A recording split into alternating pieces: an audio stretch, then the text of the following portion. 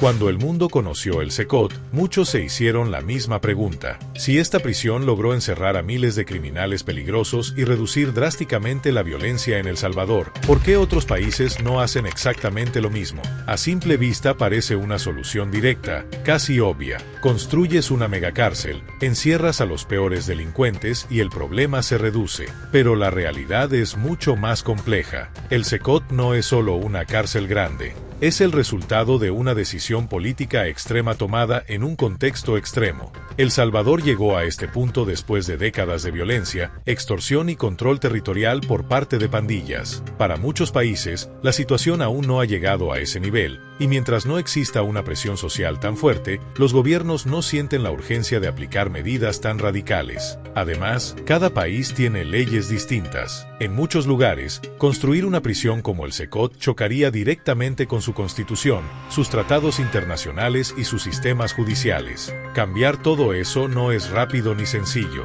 Requiere reformas legales profundas, votos en el Congreso y, en algunos casos, referéndums. Es un proceso largo que pocos gobiernos están dispuestos a iniciar. También existe el temor al precedente. Si hoy se construye una cárcel como el Cecot para criminales extremadamente peligrosos, mañana podría usarse ese mismo modelo contra otros grupos. Ese miedo, real o no, genera rechazo inmediato en sectores políticos, organizaciones civiles y parte de la población. Por eso, aunque muchos países miran el Cecot con curiosidad, pocos están dispuestos a dar el primer paso. No porque no funcione, sino porque hacerlo implica cruzar una línea que cambia por completo la forma en la que el Estado ejerce su poder. Otro factor clave es el costo real de un proyecto como el Cecot. No se trata solo de construir muros y celdas. Estamos hablando de una infraestructura gigantesca, con sistemas de seguridad avanzados, vigilancia permanente, personal entrenado y mantenimiento constante. Para muchos países, especialmente en América Latina, ese nivel de inversión es difícil de justificar cuando existen otras necesidades urgentes como salud, educación o infraestructura básica. Además, una prisión como el Cecot no funciona sola.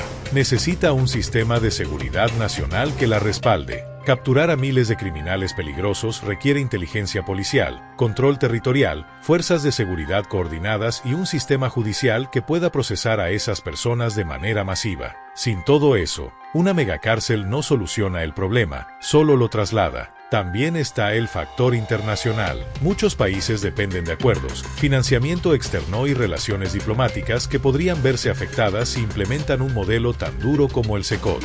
Las sanciones, bloqueos económicos o presiones políticas son riesgos reales que pocos gobiernos están dispuestos a asumir, incluso si creen que la medida podría mejorar la seguridad interna. Por otro lado, existe el miedo al error judicial. Encarcelar a miles de personas en un sistema tan estricto implica aceptar que algunos inocentes podrían quedar atrapados en el proceso. Para muchos países, ese riesgo es inaceptable, sobre todo en contextos donde la justicia ya es lenta o poco confiable. El temor a cometer injusticias masivas frena cualquier intento de replicar el modelo. Finalmente, hay una diferencia importante entre admirar un resultado y replicar el camino que llevó a ese resultado. Muchos gobiernos observan la reducción del crimen en El Salvador, pero pocos están dispuestos a aplicar el conjunto completo de decisiones duras que hicieron posible el Cecot. Y sin esas decisiones, copiar solo la cárcel no tendría el mismo efecto.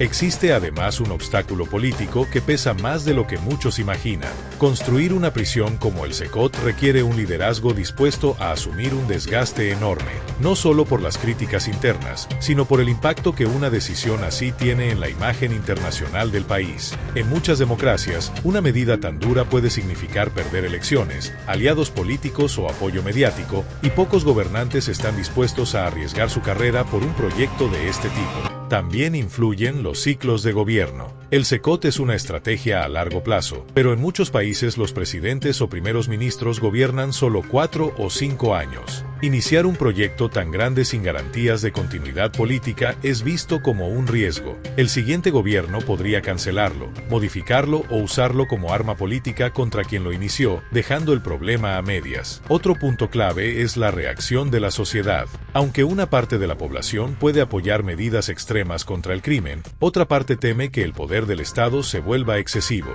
En países con historias de dictaduras, abusos militares o persecución política, la idea de una cárcel como el Cecot despierta recuerdos y miedos profundos. Esa división social hace que el debate se vuelva tóxico y difícil de sostener.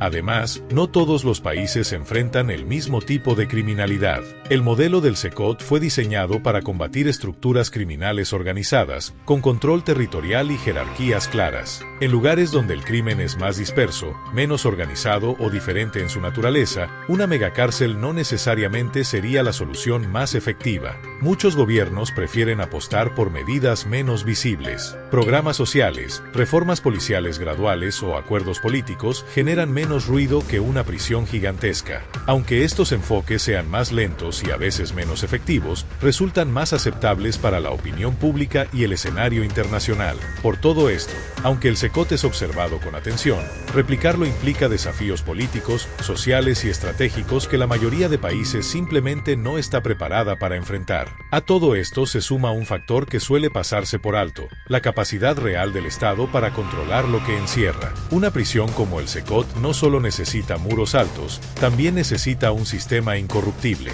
En muchos países, el problema no es la falta de cárceles, sino la corrupción dentro de ellas. Guardias comprados, privilegios ilegales y comunicación con el exterior convierten a algunas prisiones en centros de operación criminal. Sin un control absoluto, un Cecot mal implementado podría terminar siendo aún más peligroso. También está el impacto económico a largo plazo. Mantener miles de presos en condiciones de máxima seguridad cuesta millones cada año. Alimentación, salud básica, seguridad, infraestructura y personal representan un gasto constante. Para países con economías frágiles, ese dinero puede convertirse en una carga difícil de sostener, especialmente si no existen resultados inmediatos que justifiquen la inversión ante la población. Otro punto delicado es la presión mediática. Una prisión como el Cecot está bajo observación constante. Cualquier incidente, error o denuncia se amplifica a nivel nacional e internacional. Muchos gobiernos prefieren evitar ese nivel de exposición y optan por soluciones menos visibles, aunque sean menos contundentes.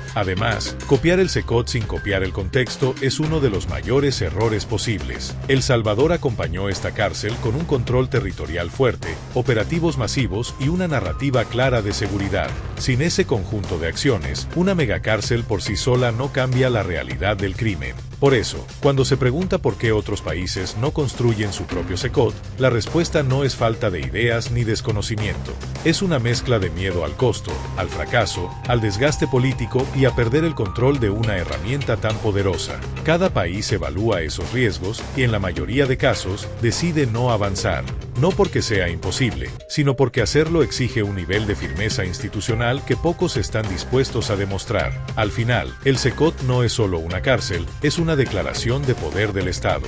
Es decirle al crimen organizado que ya no manda, que ya no negocia y que ya no tiene privilegios. Y ese mensaje es justamente lo que muchos países no se atreven a enviar. No por falta de necesidad, sino por miedo a las consecuencias políticas, sociales y externas que eso implica. Implementar algo así significa tomar decisiones duras, aceptar críticas constantes y sostener una postura firme incluso cuando la presión internacional aumenta.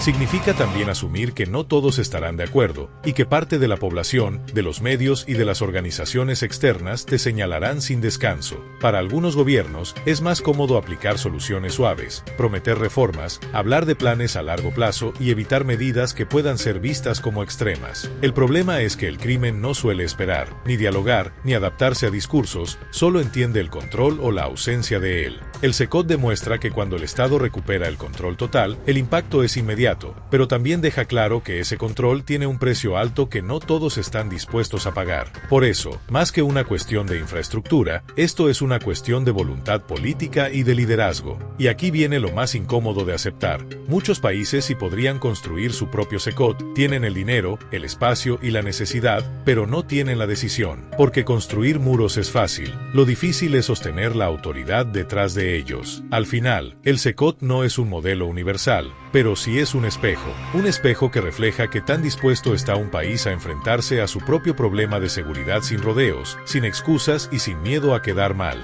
Si quisieras saber si es posible escapar del Cecot, te invito a ver el video que te está apareciendo en pantalla. Nos vemos allá.